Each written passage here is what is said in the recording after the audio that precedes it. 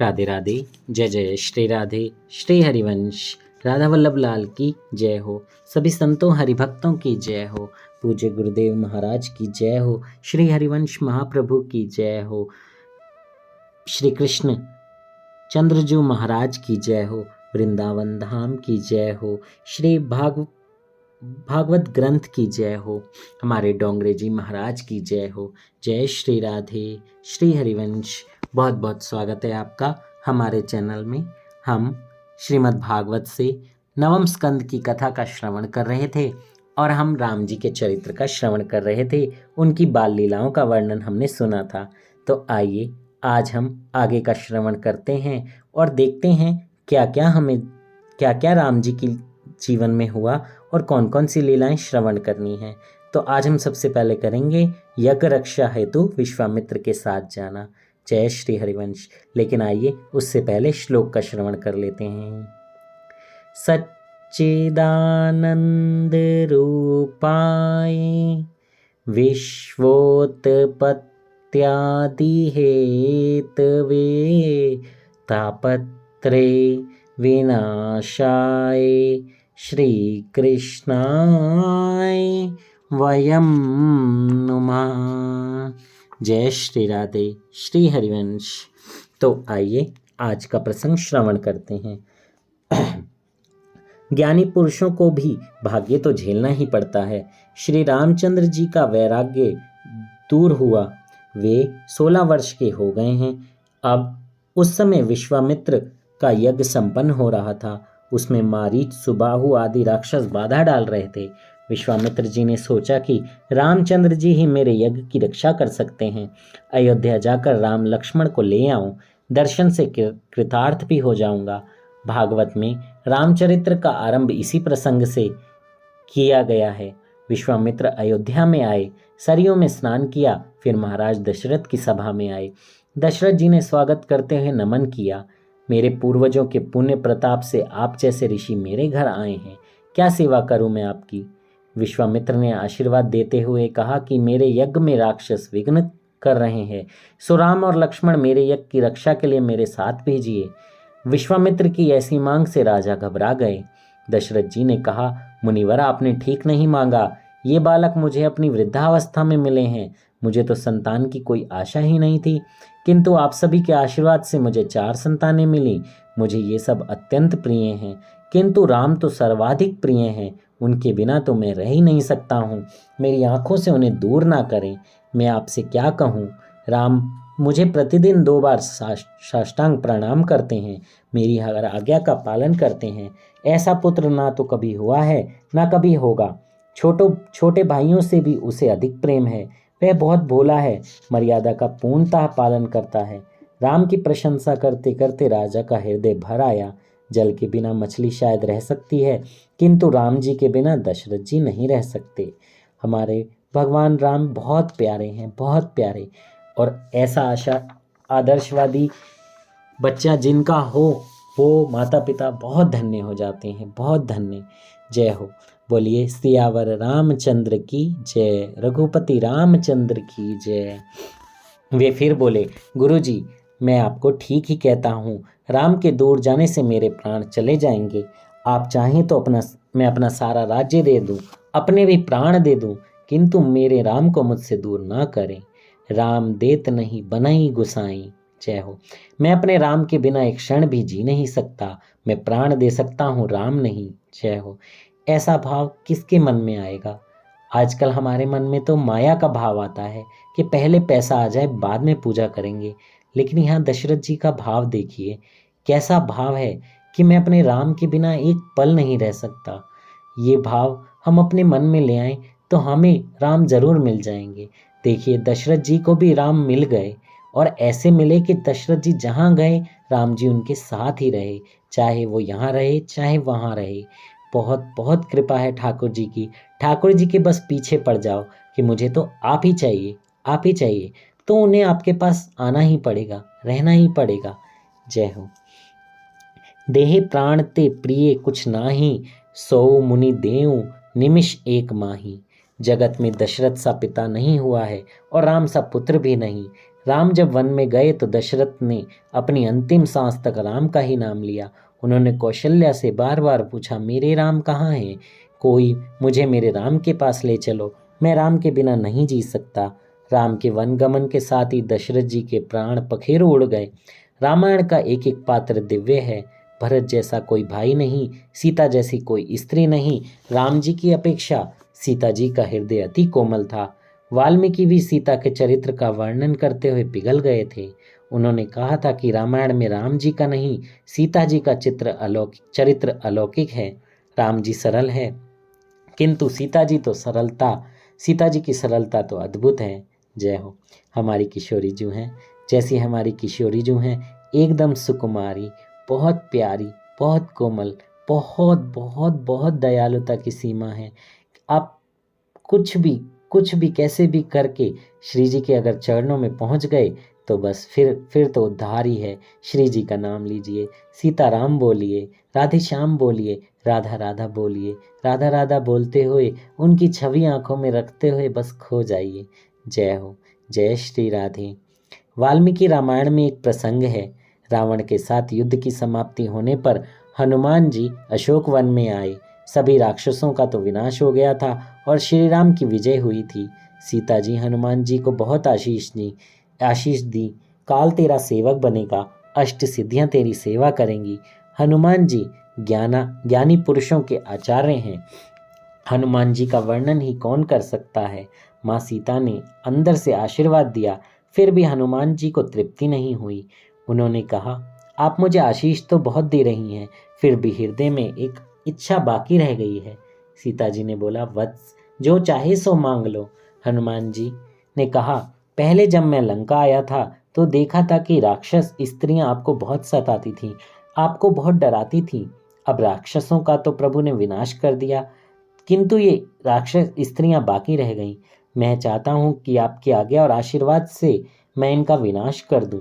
सीता जी बोली, अरे यह क्या मांग रहे हो तुम? ऐसा वरदान मांगना ठीक बात नहीं है। हनुमान जी ने कहा, इन्होंने आपको बहुत सताया है, मैंने अपनी आंखों से देखा है। माता जी हनुमान जी को उपदेश देने लगी, बेटे, अपकार का बदला जो उपकार से देता है वही संत है। इन राक्षसियों का कोई दोष नहीं है, वे तो रावण की आज्ञा के कारण ही मुझे सताती थीं। वे दुख में तो मेरे ही कर्मों का फल था। मैंने लक्ष्मण का अपमान किया, अतः दुखी होना पड़ा। मैं तो सोचती हूँ कि इन राक्षसियों को वर देकर अयोध्या ले चलूं। मैं वैसा आशीर्वाद तुम्हें नहीं दे सकती। हनुमान जी ने वंदना करते हुए कहा, माता जी, आपके सिवाय ऐसी दया तो कोई नहीं कर सकता। राक्षसों के लिए राम कठोर थे, किंतु राक्षसियों के लिए सीता जी दयालु थीं। राक्षसियों को सीता जी ने आशीर्वाद दिया। सीता जी जैसी दयालु स्त्री कोई हुई ही नहीं है, वे साक्षात दया की मूर्ति हैं। माता जी के गुणों को याद करने से लगता है कि राम की अपेक्षा सीता जी श्रेष्ठ हैं। जब दशरथ ने राम को छोड़ना नहीं चाहा तो उन्हें वशिष्ठ जी समझाने लगे। दशरथ को उनमें पूर्णतः विश्वास था, वे सद्गुरु के अधीन थे। वशिष्ठ जी ने दशरथ जी से कहा, राजकुमार राम के जन्मअक्षर बता रहे हैं कि इन वर्ष इन चारों कुमारों के विवाह का योग है, अतः इन्हें भेजने में कोई बाधा नहीं, सब कुशल मंगल होगा। मैं तो मानता हूं कि विश्वामित्र इन्हें विवाह के हेतु ही लेने आए हैं। विवाह की बात सुनकर दशरथ जी हर्षित हो गए। क्या मेरे राम का विवाह होगा? जय हो। तब तो मैं आज ही भेजने के लिए तैयार हूँ। राम लक्ष्मण को राजसभा में बुलाया गया। उन्होंने आकर प्रणाम किया। दशरथ, तुम दोनों विश्वामित्र के यज्ञ की रक्षा के लिए जाना है। राम जी ने कहा, जैसी आपकी आज्ञा। जय हो।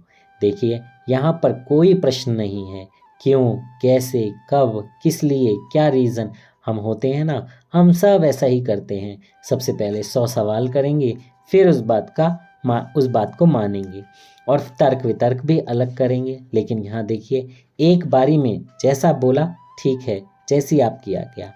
राम लक्ष्मण तैयार होकर माता कौशल्या से आशीर्वाद लेने गए।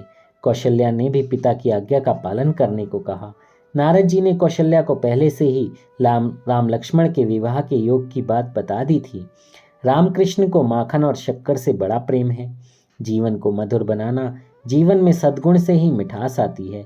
सभी को मान दोगे तो तुम्हारा अपना जीवन भी शक्कर सा मीठा और मधुर बनेगा। सभी को मान का दान करना उत्तम है।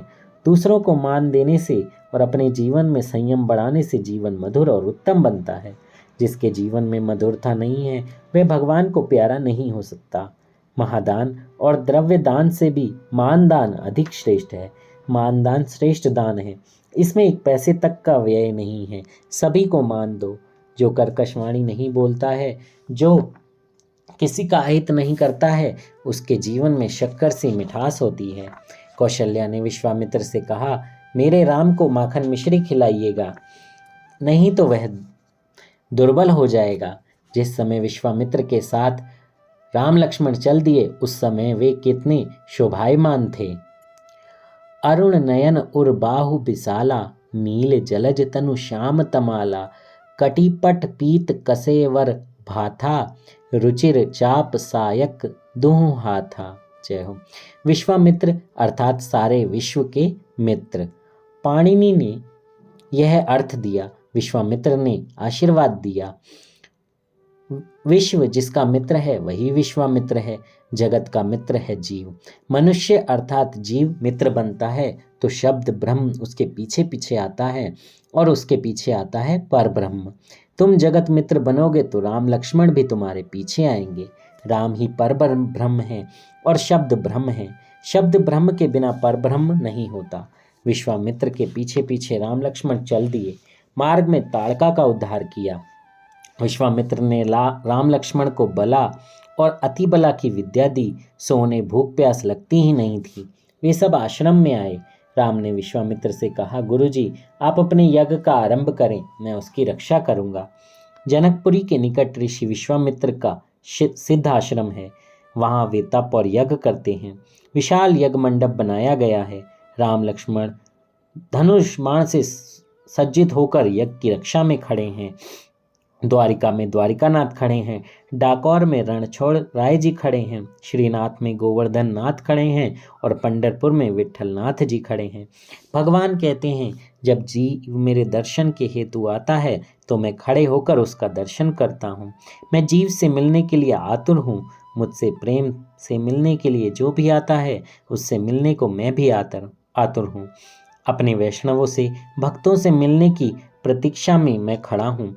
मैं खड़ा खड़ा भक्तों की प्रतीक्षा करता हूँ। मुझसे विभक्त हुआ जीव मुझसे मिलने के लिए कब आएगा। ईश्वर की दृष्टि तो जीव की ओर अखंड रूप से है, किंतु जीव ही ईश्वर की ओर दृष्टि नहीं करता है।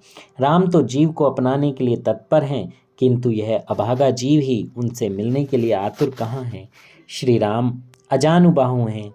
किसी ने इसका कारण पूछा तो उन्होंने उत्तर दिया, मेरे भक्त मुझसे मिलने आते हैं। यदि कोई भक्त मोटा हो तो उसे भी मैं बाहों में भर सकूं, इसके लिए मैंने अपने हाथ लंबे कर लिए हैं। मुझसे मिलने के लिए आने वाले भक्तों को आलिंगन देने के लिए मेरे हाथ लंबे रखे हैं। राम वानर आदि पशुओं को भी आलिंगन देते हैं। राम जी सभी से प्रेम करते हैं। वे हमेशा धनुष बाण अपने साथ रखते हैं। धनुष बाण के बिना राम के दर्शन नहीं होते हैं। चाहे राज्य आसन पर बैठे हों, चाहे अंतःपुर में सीता जी के पास, उनके हाथों में धनुष बाण होते ही हैं। उपनिषद में धनुष को ओंकार की उपमा दी गई है। ओंकार अर्थात ज्ञान ही धनुष है। धनुष ज्ञान का स्वरूप है और बाण विवेक स्वरूप है। धनुष और बाण अर्थात ज्ञान और विवेक से सदा सज्जित रहो, क्योंकि काम रूपी राक्षस ना जाने कब विघ्न करने आ जाएंगे। काम राक्षस तुम्हारे पीछे दौड़ रहा है, तुम्हें पराजित करने आ रहा है। राम की भांति धनुष बाण से सदा सज्जित रहना। ज्ञान और विवेक को सतेज रखोगे तो राक्षस बाधा नहीं डाल सकेंगे। धनुष बाण से सज्जित रहोगे तो राक्षस भाग जाएंगे। जिसकी आंखों में पाप है वही राक्षस है। राक्षस जीव मात्र के पीछे लगे हुए हैं। काम, क्रोध, लोभ, मोह आदि सब राक्षस ही हैं, जीव मात्र को सताते हैं। जो प्रतिक्षण सावधान रहता है उसे राक्षस मार नहीं सकते। राम का स्वरूप अद्भुत है। शूर्पणखा राक्षसी थी, फिर भी उसके मन में राम को पति स्वरूप में पाने की इच्छा जागी। हमारा हृदय तो उस राक्षसी से भी कठोर है कि हमारे मन में राम को पाने की इच्छा ही नहीं होती है। श्रीधर स्वामी ने राम विजय लीला कथा में कहा है कि यज्ञ के चारों द्वारों की राम लक्ष्मण चौकसी करते थे। उन्होंने इतने रूप धारण कर लिए थे कि सभी द्वारों पर राक्षसों को इनकी ही उपस्थिति दिखाई देती थी। विश्वामित्र आहुति देते थे यज्ञ कुंड में और निहारते थे राम लक्ष्मण को। श्रुति वर्णन करती है कि अग्नि भगवान का मुख है, परमात्मा अग्नि मुख से आहार करते हैं। अग्नि ज्वाला प्रभु की जिह्वा है। ब्राह्मण गण वेद मंत्रों का उच्चारण करते हुए अग्नि में आहुति दे रहे हैं। विश्वामित्र राम लक्ष्मण पर दृष्टि लगाए हुए यज्ञ कर रहे हैं। मन की मलिनता को दूर करने के लिए यज्ञ किया जाना चाहिए। यज्ञ, स्वाध्याय, तप, ध्यान का फल है मन शुद्धि, मन शुद्धि का फल है परमात्मा का दर्शन। राक्षस जान गए कि विश्वामित्र ने यज्ञ का आरंभ किया है। वे बाधा डालने आ पहुंचे। रामचंद्र जी के बार बार दर्शन होने से मारीच का स्वभाव बदल गया। जिसके दर्शन से स्वभाव बदलता है वही ईश्वर है। मारीच ने सोचा कि विश्वामित्र के इस यज्ञ में विघ्न करना ठीक नहीं। आज मेरे मन में ऐसा विचार क्यों आ रहे हैं? शायद इन बालकों को देखकर मेरा मन बदल रहा है। आज मेरा मन मेरे वश में नहीं है। इन बालकों से मिलने की मेरी इच्छा हो रही है। मारीच था तो राक्षस, फिर भी राम के दर्शन से उसकी बुद्धि सुधर गई। आजकल के लोग राम दर्शन के लिए जाते तो हैं, किंतु दर्शन के बाद भी इनकी बुद्धि सुधर नहीं पाती। राम के दर्शन के बाद भी अगर बुद्धि नहीं सुधरी तो मान लेना तुम राक्षस से भी अधम हो। रोज रामायण पढ़ें, देव दर्शन करें, फिर भी जीवन में संयम, सदाचार, सरलता ना आ पाए तो जान जाओ कि मारीच से तुम गए बीते हो। राम परमात्मा हैं, उनके प्रत्यक्ष दर्शन से मारीच की बुद्धि बदल जाए तो आश्चर्य ही क्या है। राम की नकल करते करते और राम का ही चिंतन करते करते रावण का काम मरता है। राम को याद करने से सारा जगत मातृवत दिखता है। एकनाथ महाराज ने रावण के युद्ध के समय का एक प्रसंग लिखा है। गहरी नींद में डूबे कुंभकर्ण को जगाया गया तो उसने पूछा, मुझे क्यों जगाया है? रावण, जानकी को लेकर युद्ध जो हो रहा है। कुंभकर्ण, तेरी इच्छा पूर्ण हुई। रावण, नहीं। कुंभकर्ण ने कहा, तू अपनी माया से राम का रूप धारण करके सीता के पास जा, तुझे राम मान लेगी और तेरे वश में हो जाएगी। रावण, इस राम के पास कुछ जादू सा लगता है। मैं उसका रूप धारण करने के लिए उसके रूप का विचार करता हूँ, किंतु तुरंत मेरा मन ही बदल जाता है। जो रूप धारण करने की इच्छा होती है उसका विचार तो करना ही पड़ता है। जब मैं राम का रूप माया से धारण कर देखता हूँ तो सीता मुझे माता रूप से दिखाई देती है। मेरे मन में काम रह ही नहीं पाता। तब कुंभकर्ण कहने लगा, राम का मायावी रूप तेरे काम को मारता है। जिसका नकली रूप भी इतना प्रभावशाली है, उसका मूल रूप तो कितना प्रभावशाली होगा। अतः निश्चय ही राम परमेश्वर हैं। तू अतिशय कामी है, फिर भी राम के स्मरण से निष्कामी बन जाता है। सो राम ईश्वर ही हैं। ऐसे राम के साथ वैर करना ठीक नहीं। देवादिदेव से वैर करने वाला तू मूर्ख ही है। मैं तेरी सहायता नहीं कर सकता। विभीषण की भांति मैं राम के चरणों का आश्रय लूंगा। रावण ने कहा, मैं राम की शत्रु भाव से भक्ति करता हूँ। यदि मैं अकेला ही भक्ति करूँ तो मेरा ही कल्याण होगा, किंतु शत्रु भाव रखूँ तो सारे वंश का कल्याण होगा। ये सभी राक्षस तामसी हैं। वे जब तप, ध्यान, सेवा, पूजा तो नहीं कर सकते। रामचंद्र के साथ शत्रुता होगी तो युद्ध होगा। राम का प्रत्यक्ष दर्शन होगा। राम दर्शन से हम सभी का उद्धार होगा। अपने सारे वंश के कल्याण के हेतु ही मैंने राम से शत्रुता की है। यज्ञ करते समय तुम भी अपने प्रत्येक द्वार पर राम लक्ष्मण को बिठला देना। जप, कथा, श्रवण, नारायण से मानसिक मिलन आदि यज्ञ ही है जो गरीब से गरीब व्यक्ति भी कर सकता है। कुछ यज्ञ ऐसे हैं जिनके लिए कुल की श्रेष्ठता और अत्यधिक धन की आवश्यकता रहती है। विधुर और विधवा के लिए वे निषिद्ध हैं। प्रायश्चित भी करना पड़ता है। साधारण ब्राह्मण नहीं, अग्निहोत्री ब्राह्मण ही उन्हें कर सकते हैं। बहुत सा धन खर्च करना पड़ता है। कुछ यज्ञों के लिए देश काल की भी मर्यादा निर्दिष्ट है। उपनिषद में एक यज्ञ ऐसे बताया गया है जो जाति, समय, स्थल के किसी भी प्रकार के बंधन के बिना किया जा सकता है, और वह है जप यज्ञ। जय हो। यह सभी यज्ञों से श्रेष्ठ है। आँख से दर्शन, कान से श्रवण, मन से स्मरण करते हुए जप करोगे तो समाधि की अवस्था प्राप्त हो जाएगी। कृष्ण मिलन महायज्ञ है। कृष्ण मिलन यज्ञ में श्रद्धा पत्नी है, आत्मा यजमान है, शरीर यज्ञ भूमि है और फल है परमात्मा विष्णु से मिलन। परमात्मा से मिलन महान तम यज्ञ है। जीवात्मा और परमात्मा का मिलन महायज्ञ है। यज्ञ से चित्त शुद्धि होती है। चित्त शुद्धि का फल है परमात्मा की प्राप्ति। सभी इंद्रियां यज्ञ मंडप के द्वार हैं। इस यज्ञ में काम, क्रोध, लोभ, मोह आदि राक्षस बाधा करने के लिए आते हैं। इस महायज्ञ में विषय रूपी मारीच बाधा डालता है। द्वार पर राम लक्ष्मण को स्थापित करोगे तो काम, क्रोध, वासना रूपी मारीच सुबाहु विघ्न करने नहीं आ पाएंगे। आंखों में, कानों में, मुख में, सभी इंद्रियों के द्वार पर राम लक्ष्मण को बिठा दो। ऐसा करने से मारीच विषय विघ्न नहीं कर सकेगा। मारीच शीघ्र मरता नहीं है। अपनी प्रत्येक इंद्रियों के द्वार पर राम लक्ष्मण को, शब्द ब्रह्म को, पर ब्रह्म को आसीन करोगे, तभी काम मारीच तुम्हारे यज्ञ में बाधा रूप नहीं हो सकेगा। तभी तुम्हारा जीवन यज्ञ निर्विघ्न समाप्त होगा। माया मारीच को रामचंद्र जी विवेक बाण से मारते हैं। जिसका चिंतन मात्र करने से काम का नाश होता है, वही ईश्वर है। ज्ञानी महात्मा अपनी इंद्रियों के द्वार बंद रखते हैं, जबकि वैष्णवजन द्वार पर राम लक्ष्मण को पधराते हैं। भागवत का राहु और रामायण का मारीच विषय दोनों एक से ही हैं, तुरंत मरते नहीं हैं। विश्वामित्र का यज्ञ समाप्त होने पर था कि जनकपुर से निमंत्रण पत्रिका आई कि सीता जी का स्वयंवर होने जा रहा है। यज्ञ आदि से निवृत्त होकर राम लक्ष्मण को लेकर विश्वामित्र जनकपुर की ओर निकल पड़े।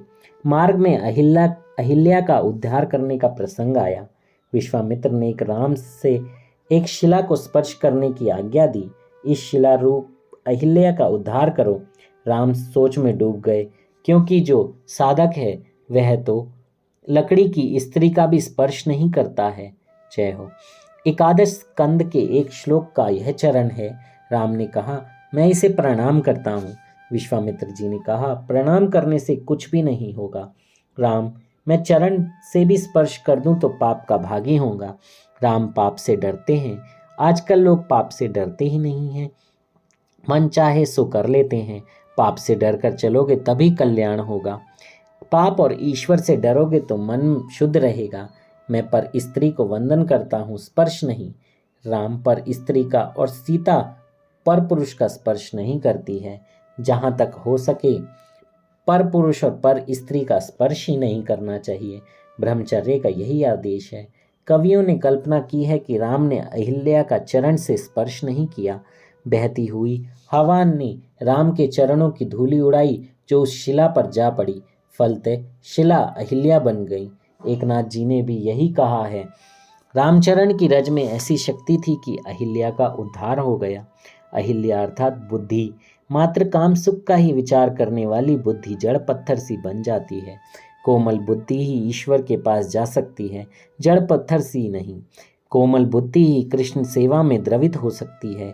कृष्ण कीर्तन से आज आनंद नहीं मिलता है, क्योंकि काम सुख का चिंतन करते रहने से बुद्धि पत्थर सी हो गई है। जड़ बुद्धि चेतनमयी कैसे हो सकती है? जब कोई सद्गुरु संत महात्मा मिल जाते हैं तभी। जब किसी पवित्र संत की चरण रज पावन करती है तभी। पत्थर सी जड़ बुद्धि प्रभु की चरण रज से जागृत चेतना युक्त बनती है। अहिल्या बुद्धि रामचरण रज से शुद्ध और सचेतन बनी। अहिल्या ने प्रभु से प्रार्थना की, मेरे पति ने मुझे शाप देकर ठीक ही किया था, क्योंकि इसी कारण तो मैं आपका दर्शन कर सकी। उसी समय ऋषि गौतम भी वहां आ गए। उन्होंने भी भगवान राम से कहा कि आपने मेरी पत्नी का उद्धार किया है, अतः मैं आपको आशीर्वाद देता हूँ कि आपका विवाह सुंदर गुणवती कन्या के साथ हो। विश्वामित्र राम लक्ष्मण जी को लेकर राजा जनक की सभा में आए। इन कुमारों को देखकर जनक सोचने लगे, ये ऋषि कुमार हैं या राजकुमार हैं। उन्होंने विश्वामित्र से पूछा, ये कौन है? विश्वामित्र ने बोले, तुम तो महाज्ञानी हो, स्वयं ही निर्णय करो यह कौन है। जनक का एक और नाम है विदेह। जो देह युक्त होकर भी देह धर्मों से अस्पर्श्य है, वही विदेह है। विदेह जीते जी मुक्त। जनक तो सुखदेव जी के भी गुरु हैं। धर्मराज कहते हैं, ब्रह्म अनुभव में जो विषय रस का भान भूल गए वही ज्ञानी है। आसक्ति और अभिमान जीव को बांधे रहते हैं। ज्ञानी इन दोनों को त्याग करता है। सभी इंद्रियां अपने अपने कार्य और अर्थ में काम करती हैं। ऐसा मानकर ज्ञानी किसी भी विषय में आसक्त नहीं होते। इस जगत में सब कुछ करते हुए भी वे तो ऐसी ही भावना रखकर काम करते हैं कि वे कुछ भी नहीं करते हैं। जय श्री राधे। श्री हरिवंश। हमारे मन के अंदर बस यही भावना आ जाए कि हम जो भी काम कर रहे हैं वो प्रभु के लिए कर रहे हैं, प्रभु को समर्पित करते हैं और प्रभु ही इसको संभालेंगे। बस कभी ये मन में भाव ही ना आए, यही प्रार्थना करनी है हम सबको कि मैं कुछ करता हूँ या मैं कुछ कर रहा हूँ या मुझसे कुछ हो रहा है। नहीं, जो हो रहा है वो प्रभु से हो रहा है, प्रभु कर रहे हैं। प्रभु के बिना हम कुछ नहीं कर सकते। हम जो ये श्रवण कर रहे हैं ये भी प्रभु की ही कृपा से हो रहा है। प्रभु हम पर ये कृपा बनाए रखें। आप सब ऐसे ही श्रवण करते रहें। मेरी प्रभु से यही कामना है, मेरे ठाकुर जी से यही कामना है, मेरी भगवान राम से यही कामना है, मेरे शिव शंकर से भी यही प्रार्थना है कि आप सब ऐसे ही श्रवण करते रहें। जय श्री राधे। श्री हरिवंश। राधा वल्लभ लाल की जय हो। इससे आगे का प्रसंग हम कल श्रवण करेंगे। जय श्री राधे।